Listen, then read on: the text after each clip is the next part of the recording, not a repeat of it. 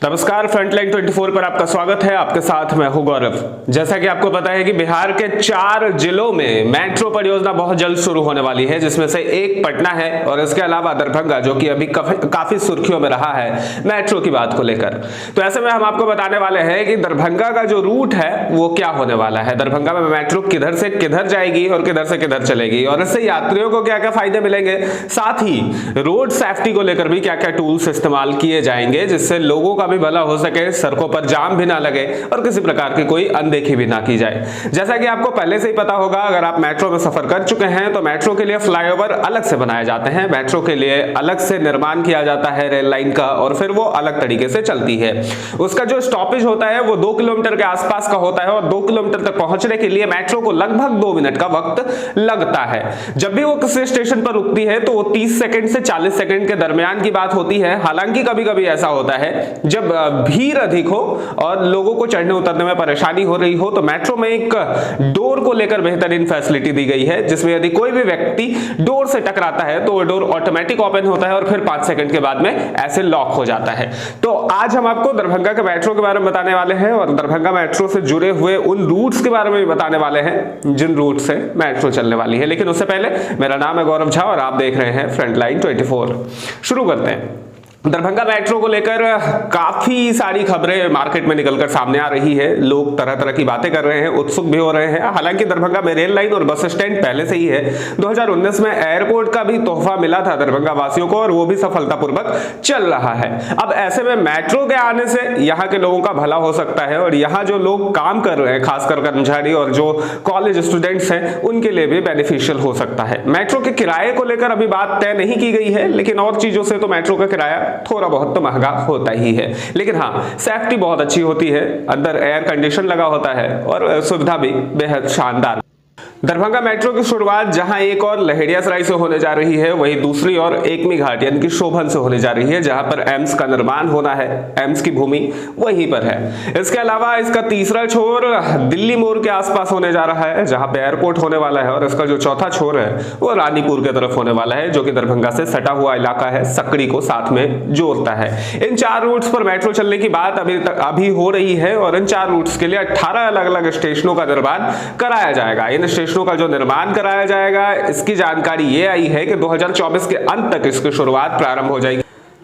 इन metro का जो निर्माण कराया जाएगा, तो इसके लिए अभी तक जो जानकारी सामने आ रही है वो ये है कि 2024 के अंत तक यानी कि दिसंबर तक इसका निर्माण कार्य प्रारंभ हो जाएगा और 2025 के अंत तक दरभंगा वासियों को मेट्रो की सौगात मिलने जा रही है। तो क्या किन रूट से मेट्रो चलेगी उसकी जानकारी हम आपको दे चुके हैं। बीच में जो स्टॉपेज बनाए जाएंगे उसमें से कुछ एक के नाम अभी फाइनल हुए हैं, कुछ एक के नाम अभी फाइनल नहीं हुए हैं, जैसे कि दरभंगा एयरपोर्ट या दिल्ली मोड़ एक स्टेशन बन सकता है। इसके अलावा आप दरभंगा स्टेशन की तरफ आ जाइए तो दरभंगा स्टेशन के आसपास भी एक स्टेशन बनाया जा सकता है, जो कि म्यूजियम के आसपास हो सकता है, क्योंकि उससे पहले दरभंगा स्टेशन है। इसके बाद बेता, जहां पर डॉक्टरों की एक बड़ी भीड़ होती है, डॉक्टरों की टोली मानी जाती है उस जगह को, तो वहां बेता या अललपट्टी में भी एक स्टॉपेज बनाया जा सकता है। फिर उसी रूट से लहेरियासराय की तरफ मेट्रो निकल जाएगी। इसके अलावा जो दूसरी परियोजना है जिसमें आप शोभन की तरफ जाएंगे, तो उसके लिए भी मिर्जापुर होते हुए उस रूट को निकाले जाने की बात की जा रही है।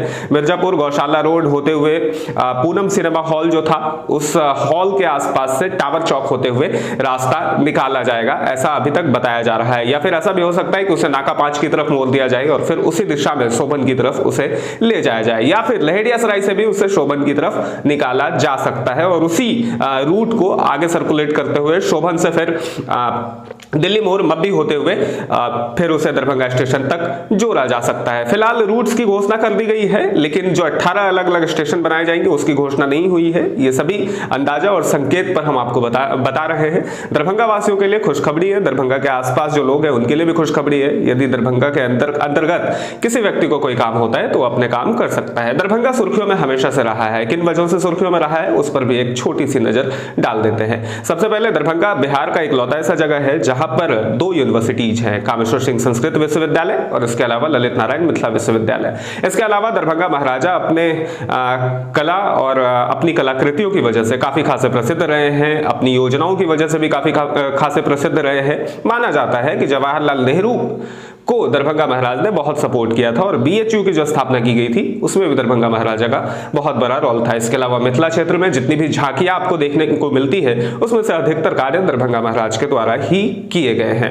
दरभंगा की जहां तक मोस्टली आबादी की बात करते हैं तो पॉपुलेशन के दृष्टिकोण से भी दरभंगा एक बहुत बड़ा क्षेत्र है, मिथिलांचल का एक बड़ा रीजन है और जब जब मिथिला राज्य की बात की जाती है तो दरभंगा को राजधानी के तौर पर प्रोजेक्ट किया जाता है। फिलहाल दरभंगा शहर में 2 फ्लाईओवर मौजूद हैं, आगे और फ्लाईओवर की योजना चल रही है, लेकिन मेट्रो के आ जाने से रोड पर जाम की जो समस्या है वो दूर हो सकती है। फिलहाल के लिए इतना ही, देखते रहिएगा फ्रंटलाइन 24।